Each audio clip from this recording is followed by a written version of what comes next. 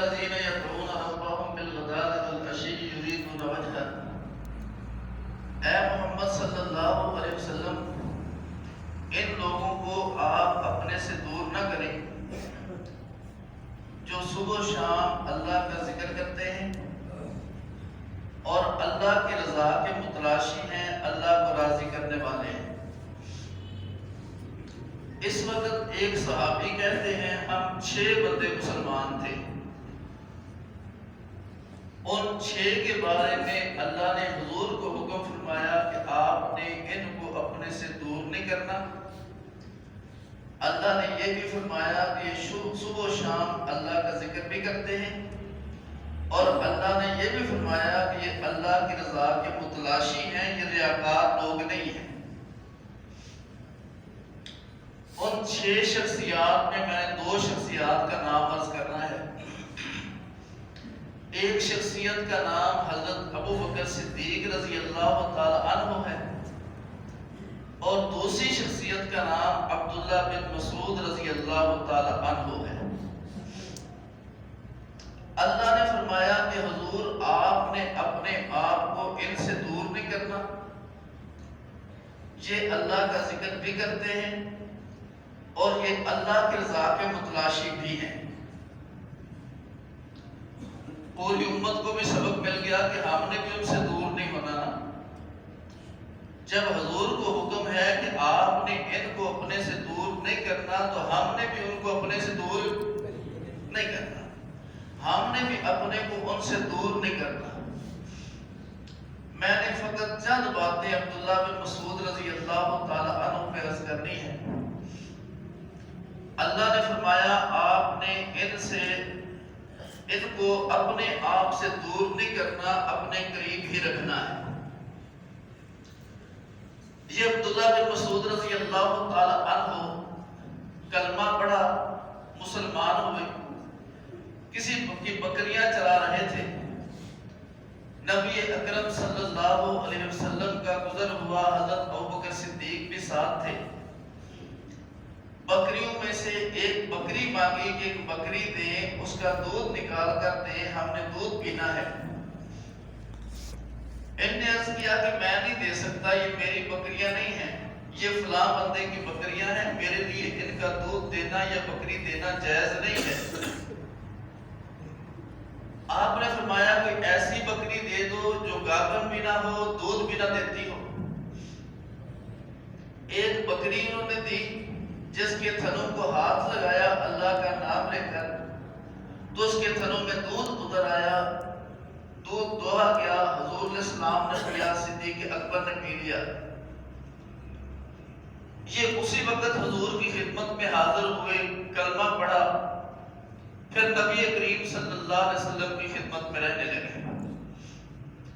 ان کی والدہ محترمہ حضور کے گھر کی خدمت کرتی تھی، اور یہ صحابی حضور علیہ السلام کے باہر کے کام کرتے تھے۔ باہر سے آنے والے صحابی کہتے ہیں جب ہم نئے حضور کی مجلس میں حاضر ہوئے، ہمیں یوں لگتا تھا کہ یہ حضور کے گھر کے افراد ہیں، اتنا آنا جانا تھا۔ جب کسی اور کو آنے کی اجازت نہیں ہوتی تھی، عبداللہ بن مسعود رضی اللہ تعالیٰ عنہ کو اس وقت بھی حضور کی خدمت میں حاضر ہونے کی اجازت ہوتی تھی۔ آپ علیہ السلام سے انہوں نے علم سیکھا،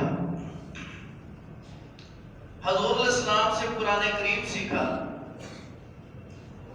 فرماتے ہیں میں نے 70 سے زائد نبی اکرم صلی اللہ علیہ وسلم سے سورتیں سیکھی، آپ کے منہ مبارک سے سیکھی۔ فرماتے ہیں ایسی سیکھی کہ آج تک ان میں میری کوئی غلطی نہیں نکال سکا۔ حضور علیہ السلام نے ان کو قرآن کریم سکھایا، انہوں نے سیکھا پڑھنا، لفظ سیکھے۔ فرماتے ہیں میرا سیکھنے کا انداز یہ تھا، چند آیتیں پڑھتا، پھر حضور علیہ السلام سے ان کی تفسیر سیکھتا، پھر چند آیتیں پڑھتا، پھر تفسیر سیکھتا، پھر چند آیتیں پڑھتا، پھر تفسیر سیکھتا۔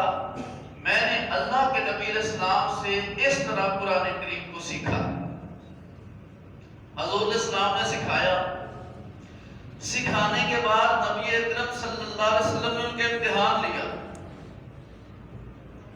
ایک شخص کوفہ سے آیا، حضرت عمر بن خطاب رضی اللہ عنہ کی خدمت میں حاضر ہوا. عرض کرنے لگا کوفہ میں ایک شخص ہے جو کسی کا لکھا ہوا قرآن دیکھے تو اس میں سے غلطی نکال دیتا ہے کہ یہ تو نے ٹھیک نہیں لکھا، اس طرح لکھو. حضرت عمر رضی اللہ عنہ کو غصہ آیا، بڑا غیر محتاط بندہ ہے جو اس طرح زبانی غلطی نکالتا ہے لکھے ہوئے میں سے اور کہتا ہے یوں لکھو. بڑا غصہ آیا. اس غصے کی حالت میں اس بندے کی زبان سے یہ بات نکلی کہ آپ کو پتا ہے وہ کون ہے؟ حضرت عمر نے فرمایا میں نہیں جانتا. انہوں نے فرمایا وہ عبداللہ بن مسعود رضی اللہ تعالی عنہ ہے. حضرت عمر بن خطاب کا غصہ ٹھنڈا ہونا شروع ہوا، یہاں تک کہ اپنی پہلی کیفیت پہ آئے. سیر اعلام النبلاء میں لکھا ہے. پھر حضرت عمر بن خطاب نے ایک واقعہ سنایا. ارشاد فرمایا ایک دن اللہ کے نبی علیہ السلام بھی تھے، میں بھی تھا، ابو بکر صدیق بھی تھے. ہم صدیق اکبر کے گھر میں بیٹھے تھے، مسلمانوں کے امور میں غور و فکر کر رہے تھے. حضور علیہ السلام نے فرمایا اٹھو ہم مسجد کو چلیں. ہم وہاں سے تینوں اٹھے، مسجد میں تشریف لائے. حضور ہمارے ساتھ تھے. آ کر دیکھا ایک شخص ہے جو کھڑا ہو کر نماز پڑھتا ہے، نماز پڑھتے ہوئے قرآن کریم کی تلاوت کرتا ہے. عمر بن خطاب فرماتے ہیں میں نے چاہا کہ اس بندے کو روک دوں. حضور تشریف لے آئے ہیں، اب قرآن کریم کی تلاوت بند کر دو. آپ علیہ السلام نے مجھے اشارہ کیا کہ اس بندے کو نہیں روکنا، پڑھنے دو. وہ بندہ قرآن کریم پڑھتا رہا، میں بھی سنتا رہا. حضور سنتے رہے، صدیق اکبر سنتے رہے. اس بندے نے تلاوت مکمل کی ہے. تلاوت مکمل کرنے کے بعد اس بندے نے رکوع کیا ہے، پھر سجدہ کیا ہے. پھر نماز کو مکمل کرنے کے بعد اس بندے نے دعا مانگی ہے. حضور علیہ السلام اس کی دعا پہ ارشاد فرماتے ہیں سل توتا، مانگ تجھے عطا کیا جائے گا. وہ بندہ دعا مانگتا ہے، دعا مانگ کے وہ بندہ واپس مڑا تو ہم نے دیکھا وہ عبداللہ بن مسعود رضی اللہ تعالی عنہ تھے. آپ علیہ السلام نے فرمایا من سرہ ان یقرأ القرآن رتبا کما انزل فلیقرأ بقراءۃ ابن ام عبد. جس کا دل چاہے میں ویسے قرآن پڑھوں جیسے قرآن اترا تھا، وہ عبداللہ بن مسعود کی قرآت پہ پڑھے. یہ بالکل ایسے قرآن پڑھتے ہیں جیسے قرآن اترا تھا. حضور نے پڑھایا ہے، پھر حضور نے سنا ہے، پھر حضور علیہ السلام نے نتیجہ سنایا ہے. اس پہ ایک اور چھوٹی سی بات عرض کرو. صبح کا وقت ہوا، حضرت عمر بن خطاب فرماتے ہیں میں گھر سے چلا، چار تاکہ جا کر عبداللہ بن مسعود کو خوشخبری دوں. حضور نے آپ کے بارے میں یہ جملہ ارشاد فرمایا ہے. یہ بہت بڑا اعزاز تھا. فرماتے ہیں جا رہا تھا، راستے میں ابو بکر صدیق سے ملاقات ہوئی ہے. مجھے پوچھا کدھر جا رہے ہو؟ میں نے عرض کیا عبداللہ بن مسعود کو خوشخبری دینے جا رہا ہوں. صدیق اکبر نے ارشاد فرمایا میں خوشخبری دے کے واپس آ رہا ہوں. حضرت عمر بن خطاب نے عرض کیا انکا لسباق بالخیر یا ابا بکر، اے بکر تو ہر خیر کے کام میں بہت زیادہ آگے بڑھنے والا ہے. اس نیکی کے کام میں بھی آپ ہم سے بہت آگے بڑھ گئے ہیں. میں عرض کرا تھا حضور علیہ السلام نے عبداللہ بن مسعود کو قرآن سمجھایا، سکھایا، سمجھایا، پھر سنا، پھر سننے کے بعد نتیجہ سنایا کہ بالکل ایسے قرآن پڑھتے ہیں جیسے قرآن اترا تھا. چوتھے نمبر پہ آپ علیہ السلام نے فرمایا جس بندے نے قرآن سیکھنا ہو، پڑھنا ہو، وہ عبداللہ بن مسعود رضی اللہ تعالی عنہ کی طرز پہ پڑھے. جس نے قرآن سیکھنا ہو چار بندوں سے سیکھے، اور چار شخصیات میں ایک نام عبداللہ نمبر پہ حضور علیہ السلام سے قرآن کی تفسیر سمجھی، قرآن کا معنی سمجھا، قرآن کی وضاحت کو سمجھا۔ عبداللہ بن مسعود فرماتے ہیں میں بطور علوم کے نہیں کہتا، لیکن حقیقت یہ ہے میں سب صحابہ سے زیادہ اللہ کے قرآن کی تفسیر کو سمجھنے والا ہوں، لیکن میں صحابہ تم میں سے بہتر نہیں ہوں، لیکن قرآن کو میں تم سب سے زیادہ سمجھنے والا ہوں کہ میں نے نبی اکرم صلی اللہ علیہ وسلم سے آیات پڑھ کے حضور علیہ السلام سے میں نے اس کی تفسیر سمجھی ہے۔ حضور علیہ السلام نے ارشاد فرمایا، یہ عبداللہ بن مسعود ہے، ما حدثکم ابن مسعود فصدقوہ، جو بات تمہیں عبداللہ بن مسعود بیان کر دیں اس بات کی تصدیق کیا کرو۔ عبداللہ بن مسعود رضی اللہ تعالیٰ عنہ جو ارشاد فرماتے ہیں وہ حق ارشاد فرماتے ہیں، اس بات کی تصدیق اور تائید کیا کرو۔ تیسری بات، حضور علیہ السلام نے ایک موقع پہ جو ارشاد فرمایا، اے صحابہ تقریر کرو، خطبہ دو۔ پہلے حضور نے مختصر خطبہ دیا، پھر حضرت ابوبکر صدیق نے مختصر خطبہ دیا، پھر حضرت عمر بن خطاب نے خطبہ دیا، صحابہ خطبے دیتے آئے۔ ایک وقت پہ باری آئی عبداللہ بن مسعود رضی اللہ تعالی عنہ کی۔ آپ نے السلام نے فرمایا، اے عبداللہ بن مسعود قم فاختو، کھڑے ہو کر آپ خطبہ دیں۔ عبداللہ بن مسعود رضی اللہ تعالی نے خطبہ دینا شروع کیا اور یوں کہا، ان اللہ ربنا، یقیناً اللہ ہمارا رب ہے، ان القرآن امامنا، یقیناً قرآن ہمارا امام ہے، ان الاسلام دیننا، یقیناً اسلام ہمارا دین ہے، ان البیت قبلتنا، یقیناً بیت اللہ ہمارا قبلہ ہے، وَإِنَّ هَذَا نَبِيُّنَا، حضور کی طرف اشارہ کر کے عبداللہ بن مسعود یوں عرض کرتے ہیں، یہ ہمارے نبی ہیں صلی اللہ علیہ وسلم۔ اتنی بات کرنے کے بعد کیوں کہا، رضینا ما رضی اللہ عنہ ورسولہ، ہم اس بات پہ راضی ہیں جس پہ اللہ راضی، جس پہ اللہ کے رسول راضی، وَقَرِحْنَا ما کرہ اللہ عنہ ورسولہ، ہم اس بات کو پسند نہیں کرتے جس کو اللہ پسند نہ کرے اور جس کو اللہ کے رسول پسند نہ کرے۔ حضور علیہ السلام نے فرمایا، اصحاب ابن ام اب وصدقا، عبداللہ بن مسعود نے درست کہا اور سچ کہا۔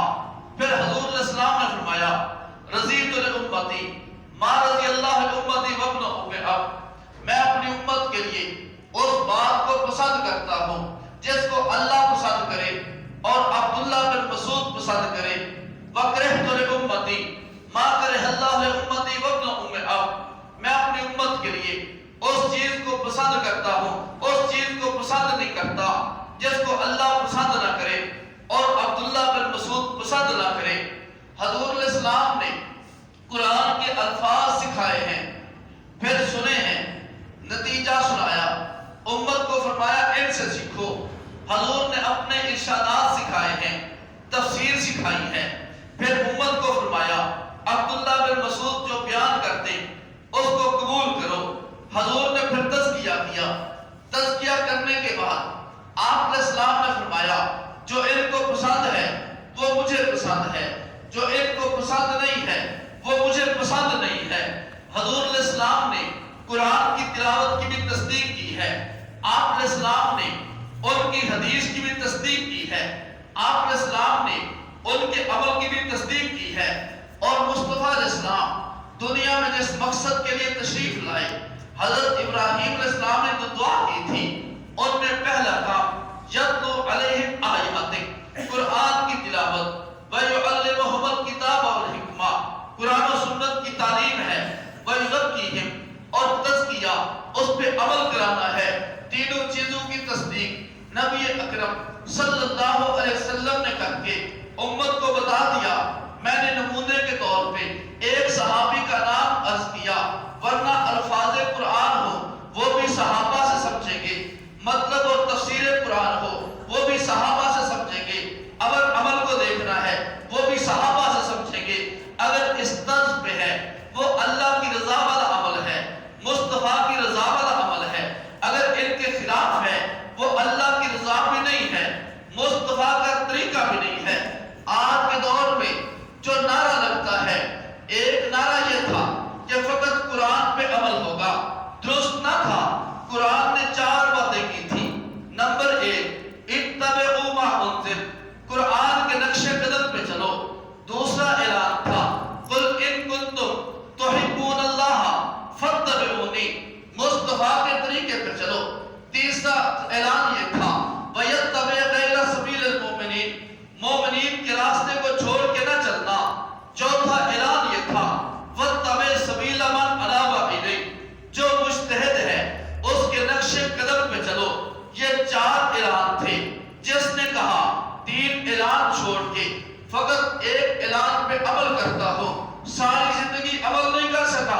نماز کی ایک رکعت نہیں پڑھ سکا، وہ بندہ ایک روزہ نہیں رکھ سکتا، ایک حج نہیں کر سکتا، زکات نہیں دے سکتا، شریعت کی کسی بات کو مکمل نہیں کر سکتا۔ قرآن نے اجمالاً ذکر کیا، مصطفیٰ نے وضاحت کی ہے، امت کے اجماع نے جہت مقرر کی ہے، مجتہد نے اختلافی مسائل میں راستہ بتایا، قرآن نے چاروں میں میری آپ کی رہنمائی کی ہے، اللہ کے نبی نے بھی ان چاروں میں رہنمائی کی۔ ایک صحابی کو حضور یمن کی طرف بھیجتے ہیں، اگر تجھے کوئی مسئلہ پیش آئے تو کیا کرے گا؟ انہوں نے عرض کیا، اقضی بکتاب اللہ، میں اللہ کی کتاب سے فیصلہ کروں گا، علم تجد، اگر تو کتاب اللہ میں نہ پائے، بسنت رسول اللہ، اللہ کے رسول کی سنت سے میں فیصلہ کروں گا، علم تجد، اگر تو نہ پائے۔ صحابی عرض کرتے ہیں، اجتہد برائی، میں اپنی رائے سے اجتہاد کروں گا۔ حضور ان کے سینے پہ ہاتھ مار کے یوں فرماتے ہیں، الحمدللہ الذی وفق رسول اللہ لما یرضی رسولہ، ساری تعریف اس اللہ کے لیے جس نے اپنے رسول کے قاصد کو اس بات کی توفیق عطا فرمائی جس کو اللہ کا رسول پسند کرتا ہے۔ قرآن نے ہمیں چار جگہ دی اپنے مسائل سمجھنے کے لیے، مصطفیٰ نے ہمیں چار جگہ دی اپنے مسائل کے سمجھنے کے لیے۔ جس نے ایک نعرہ لگایا کہ فقط قرآن سیکھوں گا، اس نے نماز سے جان چھڑانی چاہیے ہے، اس نے مصطفیٰ کی تفسیر سے جان چھڑانی چاہیے ہے، اس نے مصطفیٰ کی زندگی سے جان چھڑانی چاہیے۔ جس نے کہا میں مصطفیٰ کی زندگی کو لیتا ہوں، اس سے آگے نہیں چلتا، امت کے اجماع اور اتفاق کو تسلیم نہیں کرتا، اس نے دونوں چیزوں کی جہت کو صحیح راہ پہ جس پہ پوری امت نے سمجھا اس سے متعین نہیں کیا۔ جس نے کہا میں مجتہد کی بات کو نہیں مانتا، وہ بھی راہ راست سے ہٹا اور اختلاف کا شکار ہوا۔ اہل سنت والجماعت قرآن بھی مانے، حدیث بھی مانے، امت کا اجماع بھی مانے، مجتہد کا قیاس اور مجتہد کا اجتہاد بھی مانے، چار کو مان کے شریعت پہ چلا جائے گا۔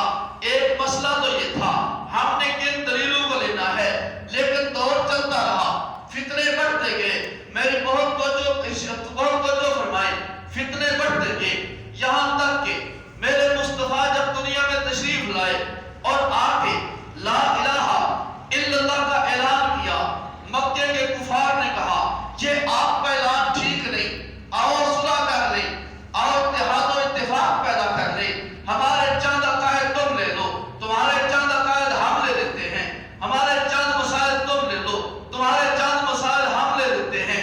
قرآن نے کہا نہیں، آپ کی شریعت پاکیزہ ہے، یہ علیحدہ رہے گی، وہ علیحدہ رہے گی، جس کا دل چاہے پاکیزہ کو قبول کرے، جس کو دل چاہے اس ناپاک اور شرک والی کو قبول کرے، لیکن اکٹھی نہیں ہوگی، دودھ اور پیشاب کا اکٹھ ہوگا، نقصان پیشاب کا نہیں، نقصان دودھ کا ہوگا۔